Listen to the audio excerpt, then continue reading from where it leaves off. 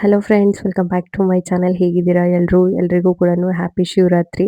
So ಹಬ್ಬನ ಹೇಗೆಲ್ಲ celebrate ಮಾಡ್ತೀರಾ ನಿಮ್ಮ ಕಡೆ ಅಂತ ಹೇಳಿ ತಿಳಿಸಿ. ನಮ್ಮ ಕಡೆ ಹೇಗೆ ಅಂದರೆ ಅತ್ತೆ ಮನೆ ಕಡೆ ಹೇಗೆ ಮಾಡ್ತಾರೆ ಅನ್ನೋದನ್ನು ನಾನು ತಿಳಿಸ್ಕೊಡ್ತೀನಿ ನೋಡಿ. ಆ್ಯಂಡ್ ಇವತ್ತು ಹಬ್ಬದ ದಿನ ನಮ್ಮ ಅಕ್ಕವರು ಮೋಲ್ಡು ಹಾಕ್ಸೋಣ, ಹಬ್ಬದ ದಿನ ಚೆನ್ನಾಗಿದೆ ಅಂತ ಹೇಳಿಬಿಟ್ಟು ಅವತ್ತು ಪೂಜೆ ಇಟ್ಕೊಂಡಿದ್ರು. ಬೆಳಗ್ಗೆನೇ ಬೇಗ 8ರಿಂದ 9 ಗಂಟೆ ಒಳಗಡೆ ಮಾಡಿದ್ರೆ ಚೆನ್ನಾಗಿದೆ ಅಂತ ಹೇಳಿ. ಹಾಗೆ ಅವ್ರದ್ದು ಕನಸಿನ ಮನೆ ಇದು. ಅಂದರೆ ಊರಲ್ಲಿ ಒಂದು ಮನೆ ಕಟ್ಟಬೇಕು. ಸೊ ಸ್ವಂತ ಅಂದರೆ ಇದೇ ಹಳೆ ಮನೆ ಇದೆ, ಅಂದರೆ ತಾತ ಅವ್ರು ಕಟ್ಟಿರೋದು. ಬಟ್ ಇವ್ರಿಗೆ ನಾವು ಕಷ್ಟಪಟ್ಟು ದುಡ್ದಿರೋ ದುಡ್ಡಲ್ಲಿ ಕಟ್ಟಬೇಕು ಅನ್ನೋದು ಒಂದು ಡ್ರೀಮು. ಎಲ್ರಿಗೂ ಅದು ಇದ್ದೇ ಇರುತ್ತಲ್ವಾ. ಸೊ ಆ ಡ್ರೀಮ್ ಫುಲ್ಫಿಲ್ ಆಗ್ತಾ ಇದೆ. ತುಂಬ ಖುಷಿ ಆಗುತ್ತೆ. ಕಷ್ಟಪಟ್ಟು ಒಂದೊಂದು ರೂಪಾಯಿನೂ ಕೂಡಿಟ್ಟು ಸಾಲ ಮಾಡಿ ಲೋನ್ ತಗೊಂಡು ಆದರೂ ಏನೋ ಒಂದು ನಮ್ಮ ಕೈಯಲ್ಲಿ ನಾವು ಒಂದು ಸಾಧನೆ ಮಾಡಿದಾಗ ಆಗೋ ಖುಷಿನೇ ಬೇರೆ ಅಲ್ಲ. ಒಂಥರ ಖುಷಿ ಅನಿಸ್ತು. ನಮ್ಮ ಅಕ್ಕವರು ಕಟ್ತಾ ಇರೋದು ಸಿಕ್ಕಾಪಟ್ಟೆ ನಂಗಂತೂ ಅದನ್ನ ಹೇಳ್ಕೊಳಕ್ಕಾಗಲ್ಲ, ಅಷ್ಟು ಖುಷಿ ಆಯಿತು.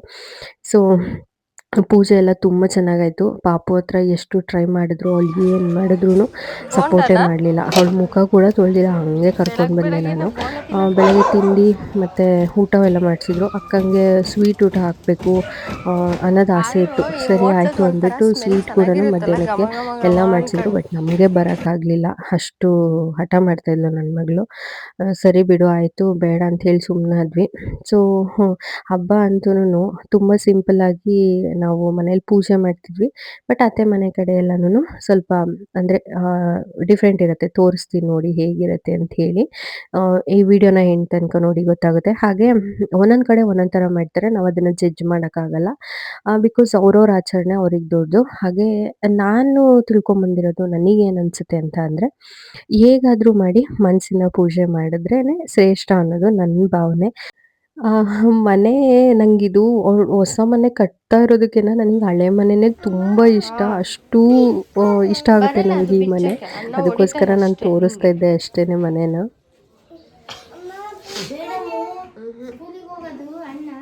ಎತ್ತಿಡು ಫಸ್ಟು, ನೀಟಾಗಿ ಎತ್ತಿಡು ಆ ಕಡೆ. ಏನದು?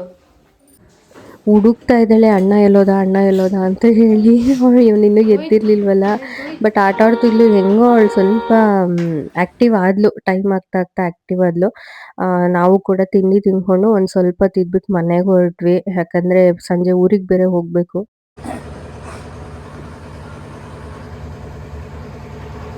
ಎಷ್ಟು ಹಠ ಮಾಡ್ತೀಯ ನೋಡು.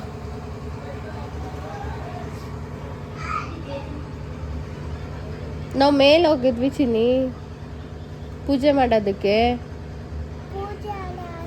ಆಯಿತು.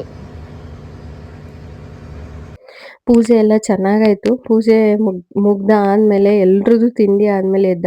ಮಧ್ಯಾಹ್ನ ಕೂಡ ಊಟ ಇತ್ತು. ಊಟ ಕೂಡ ಬರೋಣ ಅಂತ ಅಂದ್ಕೊಂಡ್ವಿ ನಾವು ಮಧ್ಯಾಹ್ನನೂ. ಬಟ್ ಇವಳು ಸುಮ್ಮನೆ ಕಿರಿಕಿರಿ ಮಾಡ್ತಾಳೆ, ಬೇಡ ಅಂತ ಸುಮ್ಮನೆ ಇದ್ವಿ. ಸೊ ತಂಬಿಟ್ಟನ್ನ ನಾನೇ ಯಾವ ಥರ ಮಾಡಿದೆ ಅಂತ ತೋರಿಸ್ತೀನಿ. ಕಡಲೆ ಬೀಜನ ಚೆನ್ನಾಗಿ ಫ್ರೈ ಮಾಡಿಕೊಂಡು ಸ್ವಲ್ಪ ಬಿಳಿ ಎಳ್ಳು ಮತ್ತು ಗಸಗಸೆನ ಹಾಕಿ ಇದನ್ನು ಸ್ವಲ್ಪ ಲೈಟಾಗಿ ನಾನು ಬಿಸಿ ಮಾಡಿಕೊಂಡೆ.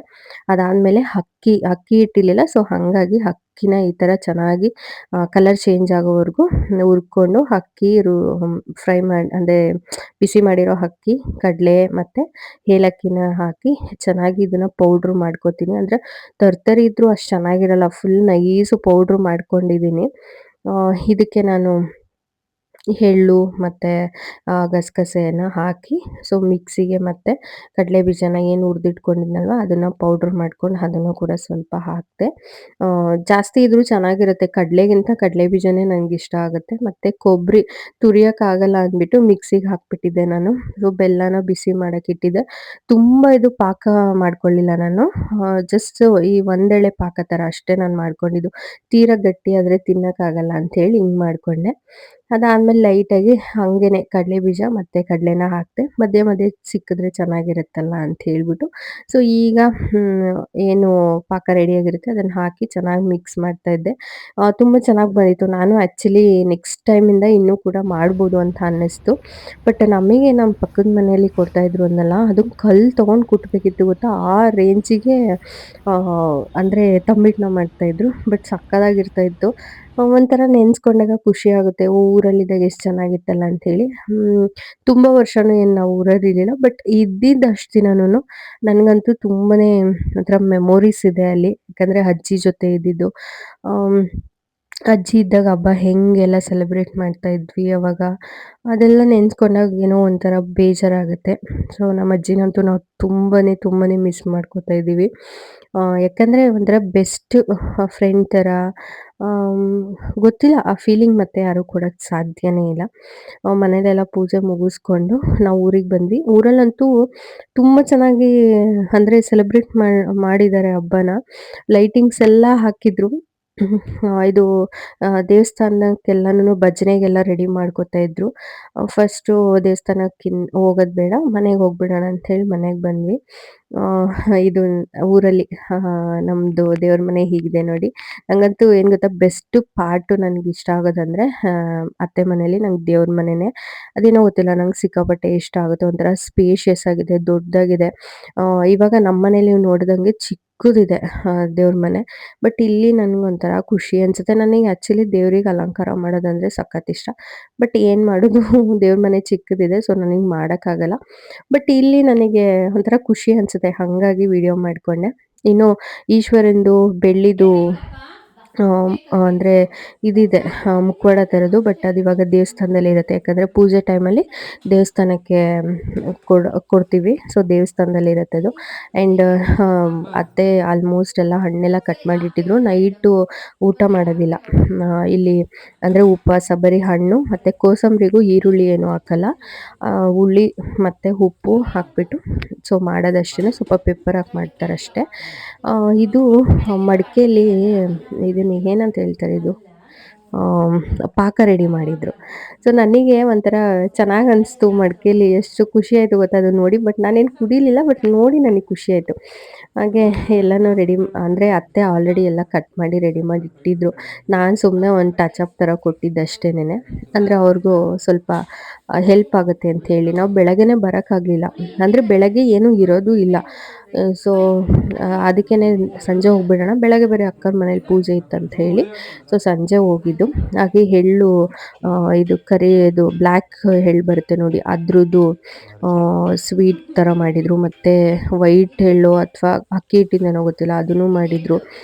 ಸೊ ಪ್ರತಿಯೊಂದು ಹಬ್ಬನೂ ಅದಕ್ಕೆ ಹೆಂಗೆ ಬೇಕೋ ಅದೇ ರೀತಿಲೇ ಮಾಡ್ತಾರೆ ಹೊರತು ಏನೂ ಚೇಂಜ್ ಮಾಡಲ್ಲ.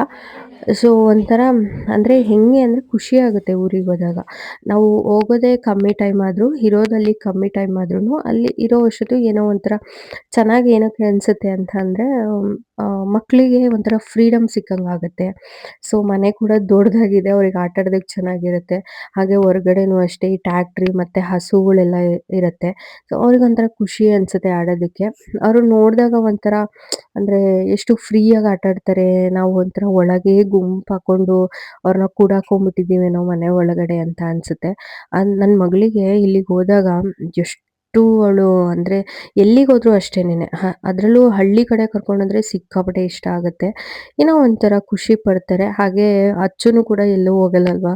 ಸೊ ಹಾಗಾಗಿ ಅವನು ಕೂಡ ಜೊತೆಲಿ ಕರ್ಕೊಂಡು ಬಂದ್ವಿ. ಅವನು ಇಬ್ಬರು ಇದ್ದಾರೆ ಅಂದರೆ ಹಿಡಿಯೋಕ್ಕಾಗೋದೇ ಇಲ್ಲ. ಅದಂತೂ ತುಂಬ ಕಷ್ಟ. ಬಟ್ ಇಲ್ಲಿ ಅಂತೂ ಇನ್ನೂ ಹಿಡಿಯೋಕ್ಕಾಗಲ್ಲ. ಹಸುಗಳು ಬೇರೆ ಇತ್ತು. ಅಲ್ಲಿಗೆ ಹೋಗ್ತಾ ಇದ್ದಾಳೆ. ಹಿಡಿಯೋದು ತುಂಬ ಕಷ್ಟ ಆಗ್ಬಿಡುತ್ತೆ. ಆದರೆ ಅವಾಗವಾಗ ಹಿಂಗೆ ಕರ್ಕೊಂಡು ಬಂದಾಗ ಏನೋ ಒಂಥರ ಚೇಂಜಸ್ ಕಾಣಿಸುತ್ತೆ. ಖುಷಿ ಆಗುತ್ತೆ. ಬಟ್ ಅಷ್ಟೇ ಟಾರ್ಚರ್ ಕೂಡ ಮಾಡ್ತಾಳೆ. ನೀವು ನಂಬಲ್ಲ, ಹಬ್ಬದ ದಿನ ಫುಲ್ಲು ಅಂದರೆ ಇಲ್ಲೆಲ್ಲ ಮುಗಿಸ್ಕೊಂಡು ಹೋದ್ಮೇಲೆ ನಮಗೆ ಬೆಳಗ್ಗೆವರೆಗೂ ನಿದ್ದೆ ಕೊಟ್ಟಿಲ್ಲ. ಅಷ್ಟು ಹಠ. ಪ್ರತಿಯೊಂದು ಕಡೆ ನಾವು ಹೋಗಿ ಬಂದ್ರೂ ನಮಗೆ ರಾತ್ರಿ ಎಲ್ಲ ಇದೊಂದು ಟಾರ್ಚರ್ ಇದ್ದಿದ್ದೇನೆ ನನ್ನ ಮಗಳದು. ಅದೇನೋ ಗೊತ್ತಿಲ್ಲ ಹುಟ್ದಾಗಿಂದನೂ ಹಾಗೆ ಮಾಡ್ತಾಳೆ. ಸಿಕ್ಕಾಪಟ್ಟೆ ಟಾರ್ಚರ್ ಮಾಡ್ತಾಳೆ. ಸೊ ನೋಡಿ ಅವಳಿಗೆ ಸಿಕ್ಕಾಪಟ್ಟೆ ಅಂದರೆ ಸಿಕ್ಕಾಪಟ್ಟೆ ದೃಷ್ಟಿಯಾಗಿತ್ತು. ಸೊ ಈ ಥರ ಅಂದರೆ ಮಾಮೂಲಿ ಹಂಚಿ ಕಡ್ಡಿಲಿ ನಾವು ತೆಗಿತೀವಿ. ಬಟ್ ಈ ಥರ ಎಲೆ ಸುಡಿಸ್ದಾಗ ಸ್ವಲ್ಪ ಬೆಟರ್ ಆಗ್ತಾಳೆ. ಹಂಗಾಗಿ ತೆಗೆಸ್ತಾ ಇದ್ವಿ. ಅವಳು ರೆಡಿನೇ ಇಲ್ಲ ತೆಗೆಸ್ಕೊಳ್ಳೋಕ್ಕೆ, ಅಷ್ಟು ಹಠ ಮಾಡ್ತಾ ಇದ್ದಾಳೆ. ಬಟ್ ಎಲ್ಲ ಮಕ್ಕಳು ಹಂಗೋ ನನ್ನ ಮಗಳು ಹಿಂಗೇನೋ ನನಗೆ ನಿಜ ಗೊತ್ತಿಲ್ಲ. ಎಲ್ಲಾದರೂ ಹೊರಗಡೆ ಹೋಗಿ ಬಂದಾಗ ಇವಳನ್ನ ಕಂಟ್ರೋಲ್ ಮಾಡೋದು ಅವತ್ತಿನ ದಿನ ತುಂಬ ಕಷ್ಟ ಆಗುತ್ತೆ. ತುಂಬ ಅಳ್ತಿರ್ತಾಳೆ. ಒಂಥರ ಎಚ್ಚರ, ನಿದ್ದೆ ಮಾಡಲ್ಲ. ಯೂಶುವಲಿ ಅವಳು ಆಲ್ಮೋಸ್ಟ್ ಆಲ್ಮೋಸ್ಟ್ ನಿದ್ದೆನೇ ಕಡಿಮೆ. ಅದರಲ್ಲೂ ಈ ಎಲ್ಲಾನ ಹೋಗಿ ಬಂದಾಗಂತೂ ಇನ್ನೂ ನಿದ್ದೆ ಮಾಡಲ್ಲ. ಜೊತೆಲಿ ಅಳ್ತಿರ್ತಾಳೆ. ಬಟ್ ಒಂಥರ ಅದೆಲ್ಲನೂ ಮೊಮೆಂಟ್‌ಗಳು ಒಂದೊಂದು ಟೈಮ್ ಕಷ್ಟ ಅಂತ ಅನ್ಸುತ್ತೆ. ಬಟ್ ಏನೂ ಮಾಡೋಕ್ಕಾಗಲ್ಲ. ಎಲ್ಲ ಸಹಿಸ್ಕೊಂಡು ಹೋಗ್ಬೇಕು. ಸೊ ಹಬ್ಬ ಅಂತೂ ತುಂಬಾನೇ ಚೆನ್ನಾಗಾಯ್ತು. ಊರಿಗೆ ಹೋಗಿದ್ದೆ ಬೆಸ್ಟ್ ಪಾರ್ಟ್ ಚೆನ್ನಾಗಿತ್ತು. ಒಂಥರ ಖುಷಿ ಆಯ್ತು. ಮಾತಾಡ್ಕೊಂಡು ಒಂಥರ ಚೆನ್ನಾಗಿತ್ತು. ಸೊ ಈ ಥರ ಇರುತ್ತೆ. ಉಪವಾಸ ಇರ್ತಾರೆ ನೈಟು ಬರೀ ಹಣ್ಣುಗಳು ತಿಂತಾರೆ ಅಷ್ಟೇನೆ. ಸೊ ಇಲ್ಲಿ ನಮ್ಮನ್ನ ಮನೆಗೆ ಡ್ರಾಪ್ ಮಾಡಿ ಹರಿ ಮತ್ತೆ ನಮ್ಮ ಮಾವ ಇಬ್ರು ಇನ್ನೊಂದು ದೇವಸ್ಥಾನಕ್ಕೆ ಹೋದ್ರು. ಅಲ್ಲಿಗೆ ಪ್ರಸಾದ ಕೊಡ್ಬೇಕಿತ್ತು ಅಂತ ಅಲ್ಲಿಗೆ ಹೋದ್ರು. ಸೊ ಇಷ್ಟ ಆಗಿತ್ತು ನನ್ನ ಶಿವರಾತ್ರಿ ಹಬ್ಬ. ನಿಮ್ ಕಡೆ ಹೇಗಿತ್ತು?